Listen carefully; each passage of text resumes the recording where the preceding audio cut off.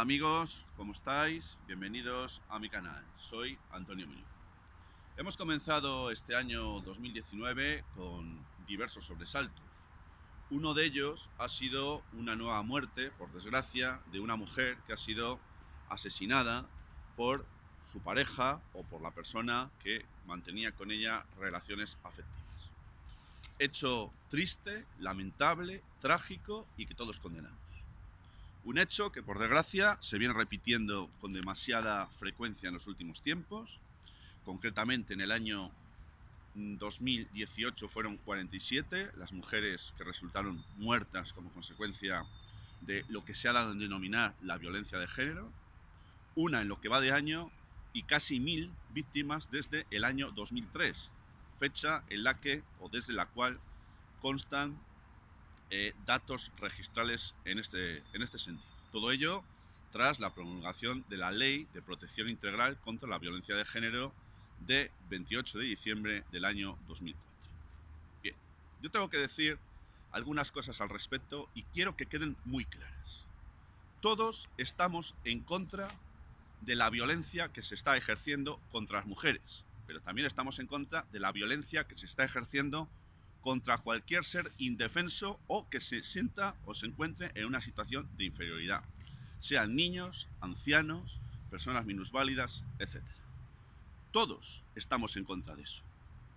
Ahora bien, eso no quiere decir que tengamos que admitir y aplaudir una ley que es, a mi juicio y a juicio de muchas personas, incluidos prestigiosos juristas, una ley a la que me he referido anteriormente, Ley Integral contra la Violencia de Género, que a mi juicio es una ley retrógrada, una ley inmoral, una ley injusta y, en consecuencia, un auténtico dislate penal y una auténtica aberración jurídica. Voy a tratar de explicar por qué estoy diciendo todo esto. Mirad, cuando estudié Derecho Penal, me enseñaron que había dos maneras de contemplar el derecho: un derecho objetivo y un derecho subjetivo. El derecho objetivo era aquel que contemplaba, derecho penal objetivo, era aquel que contemplaba un hecho como delictivo, punible y en consecuencia condenable por el hecho de haberse realizado, cualquiera que fuera la persona que lo hubiera perpetrado. Bien, ese es el derecho penal objetivo que ha estado rigiendo también en nuestro ordenamiento jurídico hasta hace poco tiempo, hasta que se introdujo la ley a la que me estoy refiriendo, con fecha del año 2004. ¿Qué ha sucedido a partir de este momento?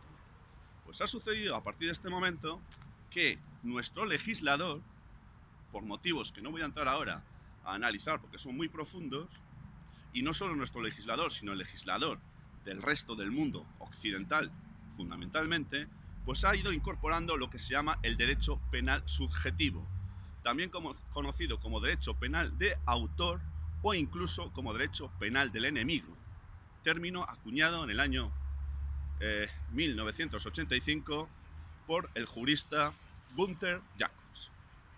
¿Qué significa el derecho penal de autor o derecho del enemigo? Pues veréis, este derecho significa que la conducta o el hecho ya no va a ser lo más importante, que va a ser objeto de incriminación o de condena. Lo fundamental va a ser quién lo lleve a efecto, quién lo ejecute y quién sea el responsable delictivo. Es decir, se atiende a las circunstancias personales o subjetivas del delincuente y no tanto al hecho objetivo que ha cometido o perpetrado. Esto es gravísimo. Esto es gravísimo porque genera discriminación, genera desigualdad y genera además la apertura a un totalitarismo estatalista de carácter policial en un sentido amplio, cuyas consecuencias todavía no somos capaces de vislumbrar, aunque algunos podamos ya ver algunos atisbos de ello. Bien, este derecho penal subjetivo o de autor no es nuevo. Se remonta a principios del siglo XX y concretamente lo hicieron suyo los juristas penalistas de la Alemania nazi. Concretamente, pues si alguno tenéis interés en ahondar en este tema, los juristas Edmund Meyer, Hans Frank y Frank Exner. Todos ellos aparecen también en una película muy buena, que recomiendo ver si alguno no la ha visto, titulada Vencedores o Vencidos, que trata sobre los juicios de Nuremberg. Y aquí los protagonistas, parte de ellos, son precisamente estos juristas a los que me acabo de referir. Es decir, lo fundamental no era el hecho de cometer un delito, lo fundamental era quién lo perpetraba. ¿Por qué os cuento esto? Os cuento esto porque la Ley Integral de Medidas contra la Violencia de Género es una clara ley, es una clara norma que contempla y que se fundamenta sobre el derecho penal de autor. ¿Por qué? Porque mirad, cuando desgraciadamente se produce la muerte de una mujer, es un hecho incriminable, condenable y desgraciado que cualquier persona de bien condena. Pero claro, lo que no tiene ninguna razón de ser es que se nos hable de que ese hecho lamentable que constituye la muerte de una mujer haya tenido lugar por el hecho de que la víctima se haya tratado de una mujer. No. No. El derecho penal debe ser objetivo y no debe de contemplarse sobre la base de quién es el autor que lo perpetra. Pongamos un ejemplo. En el derecho penal subjetivo o de autor de la Alemania nazi, claro, el delito era distinto y la pena, lógicamente, también, según quién fuera el autor.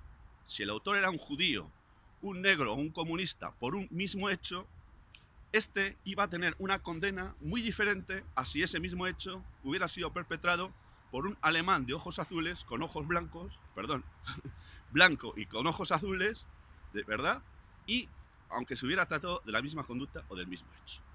Eso es extremadamente peligroso, porque abre la puerta a la arbitrariedad legislativa, abre la puerta al totalitarismo policial, porque cuando hablo de totalitarismo estatalista policial, no estoy hablando solo de aquellos supuestos en los cuales se hace uso de los cuerpos y fuerzas de la seguridad del Estado.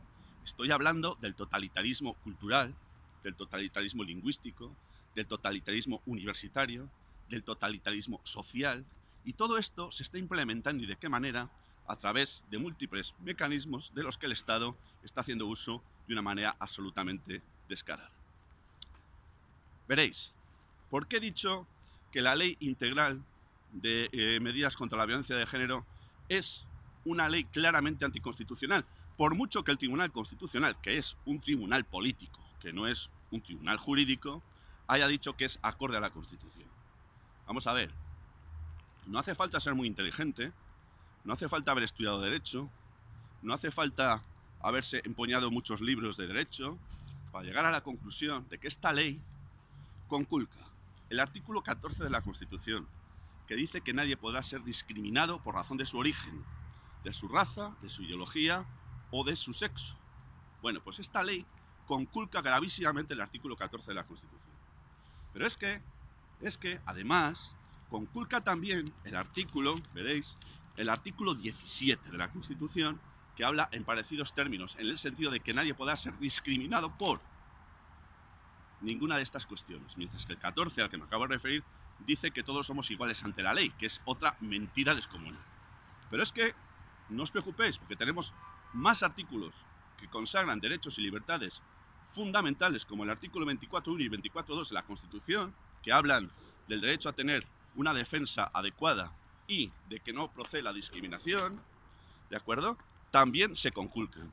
Y no solo con eso, sino que tenemos también una clara violación del texto constitucional en el artículo 153.1 del Código Penal, cuando ha introducido una modificación que nada más y nada menos abre la puerta a la arbitrariedad legislativa, porque establece un agravante en el hecho de que se produzca la muerte de una mujer siempre y cuando, por ejemplo, se haya producido un menoscabo psíquico. En este caso será violencia de género. Si se produce una lesión, atención, esto dice el Código Penal, no definida como delito. Ese es un hecho también agravante. Lesión no definida como delito. ¿De qué estamos hablando aquí? Y el tercer punto habla de que se produzca un golpeo o incluso un maltrato sin lesión. En estos casos también hablaremos de la aplicación de la ley para la violencia de género, que es extremadamente dura y que además, a mi juicio, conculca claramente las normas constitucionales. Estamos ante una ley claramente retrógrada, cuyas consecuencias son imprevisibles. Pero es que voy más lejos. voy más lejos. El Tribunal Supremo se ha vuelto a colgar otra medalla más, y ya son muchas en los últimos tiempos, concretamente el día 8 de enero de este año 2019. ¿Por qué digo esto? Digo esto porque ha dictado una sentencia diciendo que en un vídeo que hemos podido ver todos 1000 veces, resulta que una joven agrede, por el motivo que sea, no entramos en ese tema, a un joven con el que supuestamente tenía una relación, le suelta un mandoble y el hombre, o el joven, parece ser que responde a ese mandoble. Bueno, pues el Tribunal Supremo, sala compuesta por 12 miembros, de los cuales 4 han emitido votos particulares, es decir, discordantes con la mayoría de los 8 restantes, han concluido que el mandoble que le da la mujer al hombre tiene que ser tipificado o incriminada como, o mejor dicho, sí, como violencia doméstica. Mientras que el mandoble que le da el hombre a la mujer tiene que ser incriminado como un delito de violencia de género. Porque da igual cuál haya sido la intencionalidad.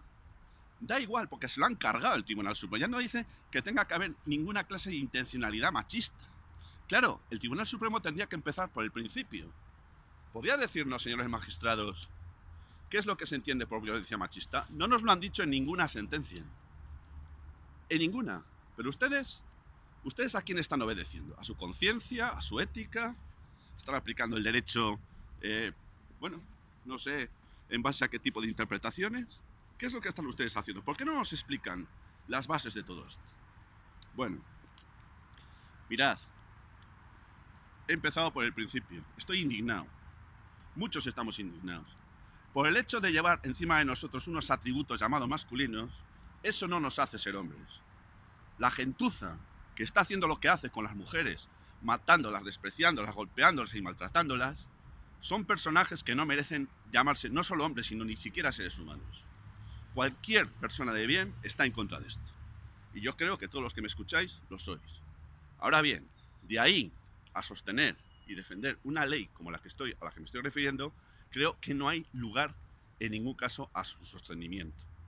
Veréis, estamos ante una nueva religión de Estado, llamada feminismo. Y cuando hablo de movimiento feminista, no estoy incriminando al movimiento feminista por el hecho de serlo, porque hay muchas mujeres que justamente de una manera loable están trabajando por mejorar las condiciones de la mujer. Es verdad, pero de ahí a la religión estatalista novedosa en que se está convirtiendo muchos de los movimientos o muchas de las asociaciones o gente que está parapetándose bajo el paraguas del feminismo estatalista, hay un trecho. Veréis, al Estado solamente le quedaba un reducto por abordar. Primero nos dividieron, diciendo que por un lado estamos los trabajadores y por otro los empresarios, los negros y los blancos, los comunistas y los fascistas, los guapos y los feos, los unos y los otros. Les faltaba un reducto, era enfrentar a la mitad de la población contra el resto de la población. Y lo han conseguido. ¿Cómo? Enfrentando a la mujer contra el hombre y al hombre contra la mujer. Se nos está incriminando como potenciales delincuentes, como gente que por el hecho de llevar atributos masculinos encima de nosotros, somos potencialmente peligrosos para la sociedad y para las mujeres. ¿Hacia dónde hemos llegado y qué es lo que pretenden? Está muy claro. Lo que pretenden es socavar la sociedad hasta sus cimientos y provocar un enfrentamiento directo entre las gentes, ya incluso hasta en las propias familias. No me voy a explayar mucho más. Simplemente diré que el derecho penal de autor o derecho del enemigo al que me estoy refiriendo y sobre cuyo fundamento se está asentando ese bodrio, ese dislate, esa aberración jurídico-legal llamada Ley Integral contra la Violencia de Género, es una ley que debería ser erradicada y que desgraciadamente no lo va a ser, porque los mecanismos estatalistas están muy interesados en su mantenimiento, caiga quien caiga y pese a quien pese. La lucha será larga. No debemos dar un paso atrás. Somos hombres muchos de los que estamos escuchando este vídeo. Y muchas de las mujeres que lo están haciendo también me escuchan y entienden perfectamente lo que estoy diciendo. Estamos por la justicia. Estamos porque se castigue al delincuente, al criminal. Pero no por el hecho de ser hombre o mujer, sino por el hecho de haber cometido un acto o un hecho punible. Y condenable desde una perspectiva jurídico-penal. Nada más, amigos. Yo ya quiero despedirme de vosotros hasta muy pronto, pero no lo quiero hacer sin antes enviaros, como siempre, mi saludo de salud y libertad, y recordaros que podéis suscribir a este canal siempre que lo deseéis. Hasta pronto.